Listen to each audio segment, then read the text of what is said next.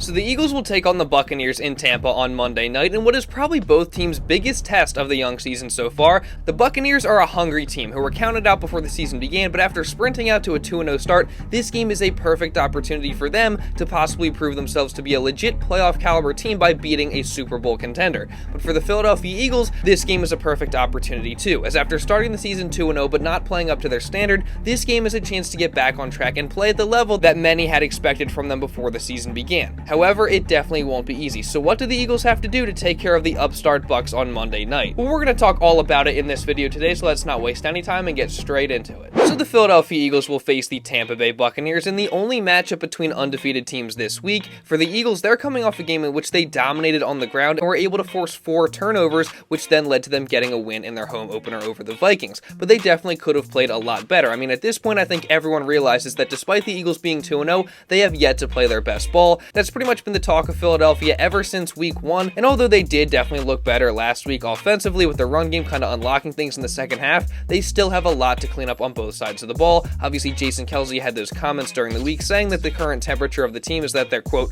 on edge, and Jalen Hurts also alluded to the fact that the team currently is winning, but they're not playing up to the standard. So there is certainly no level of comfortability in the Eagles locker room and organization with how the team is playing right now, and they're going to want to come out here on Monday night versus the Bucs and show that they've fixed the things that they needed to fix. Now for the Bucs, they're probably feeling a bit better than the Eagles right now, as coming into the season, pretty much everyone had counted this Tampa team out, with Tom Brady retiring after they had already had a pretty disappointing season last year, but through 2 games, the Bucs have been playing some great football. They're surprisingly sitting at 2-0. Baker Mayfield has looked great. He has yet to turn the football over. The Bucs offensive weapons in Mike Evans, Chris Godwin, and others have been really good as expected, and then defensively, the Bucs have also been really good as usual. Their run defense has been great. Their pass rush has been effective. I mean, just last week, they sacked Justin Fields 6 times in their win over the Chicago Bears, and they've also been able to create turnovers in both of their first 2 games, and in turn, win the turnover battle. So the Eagles are definitely not going to have it easy in this matchup, and if they want to get the win, they're going to have to clean up the way that they've been playing. Now, one thing that is promising for the Eagles heading into this game is the injury report. As like I talked about in my video on Saturday, the Eagles are pretty much as healthy as they can possibly be heading into this game.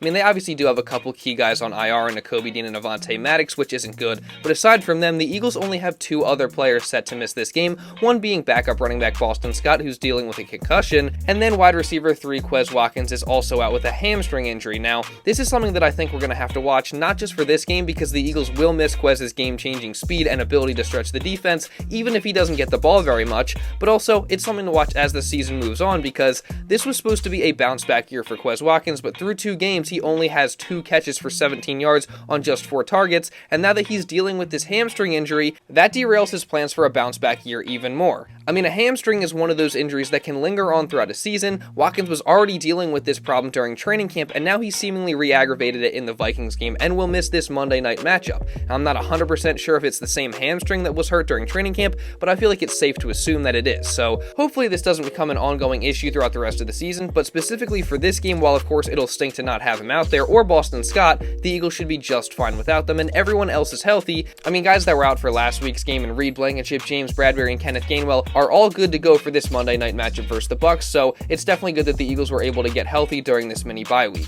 But then looking at the Bucs, they might be missing a few key starters for this game. I mean, to start out, one of the guys who's already been ruled out is first-round rookie Kelce, and then the other guy that was ruled out is backup linebacker Vita Davis. I'm not sure if I said that right. And then they also got some key guys who are questionable, starting with cornerback Carlton Davis, who has a toe injury, and if he's not able to go, that'll be big, especially with the elite receivers that the Eagles have, and don't worry, we're going to get into that a bit later. And then in addition, guard Cody Mauch is questionable with a back injury, although he was a full participant in practice on Saturday. Then on top of that, Vita Vea, who's obviously a huge difference maker against the run and even rushing the passer, is questionable with a pec injury. And then star linebacker Devin White, who is a huge part of the Bucs' stout run defense as well, is also questionable after he was added to the injury report late in the week with a groin injury. Now, reports are suggesting that most of these guys who are listed as questionable should be good to go for Monday, although White is said to be a game time decision, and things could obviously change before the game game rolls around, but if some of these guys can't go, then that could definitely be a bit of an advantage for the Birds in this matchup. But injuries aside, what specifically on the field needs to happen for the Eagles to come away with the win?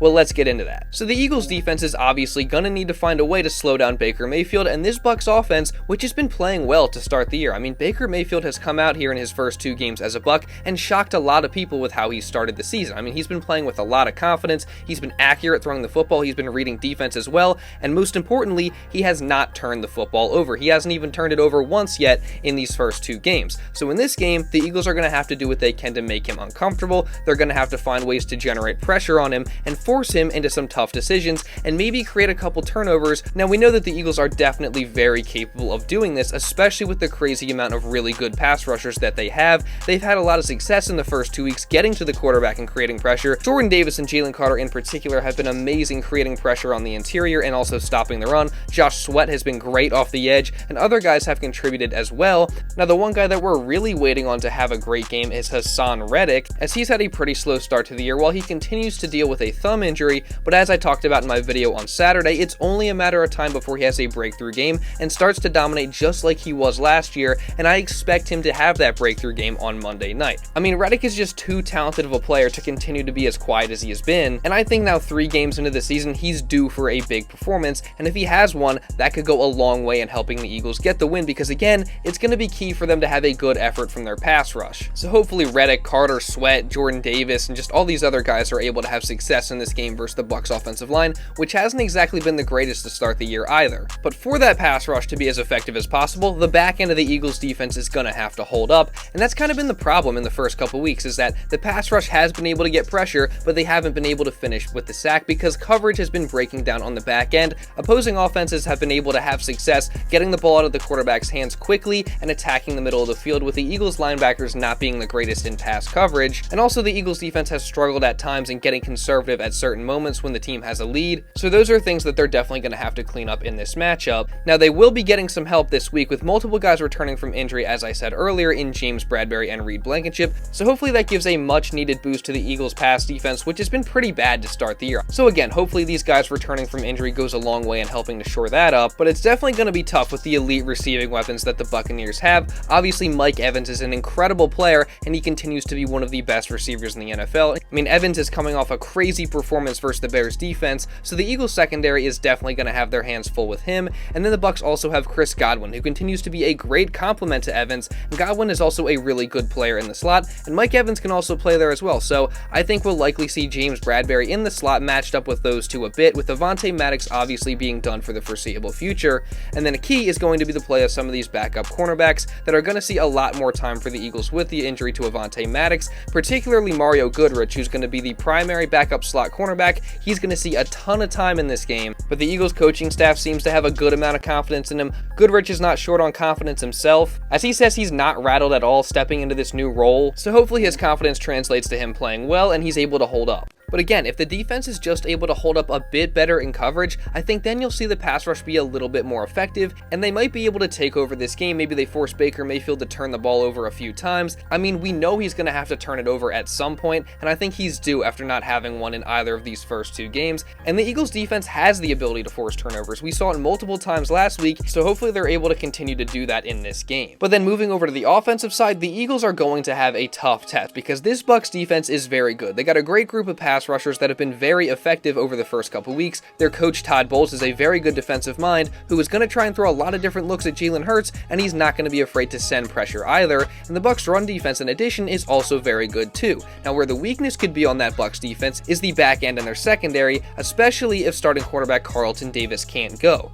But even if he can, the Bucs secondary just isn't that great, so the Eagles are going to have a fantastic opportunity to get their passing game rolling on Monday night, and I think they need to. I mean, this has been the main area of concern with this Eagles team through 2 weeks. Their passing offense just has not looked up to par with what we expected heading into the year. It's not looked nearly as good as it was last season, and everyone's just been waiting for them to get on track. So with the Bucs run defense being as good as it is, and the Bucs defense being as aggressive as it is in terms of sending pressure, the Eagles are going to need to have a much better day passing the football, and now that they've had almost almost 2 weeks to look at the tape from the first 2 weeks and fix things, they should be able to do that. I mean, I think during the first couple weeks, the play calls have just been too predictable and boring, so hopefully things look a bit different this week. And hopefully Jalen Hurts is able to be a bit better as well. I mean, in my video on Saturday, I talked about how this matchup could be a little bit more personal for Hurts than other games because of the struggles he's had in the past against this team. So you know he's going to come out ready to go, especially after having this extra time to prepare, and I think he's due for a much better performance, especially since the Bucs secondary, again, isn't exactly a strength.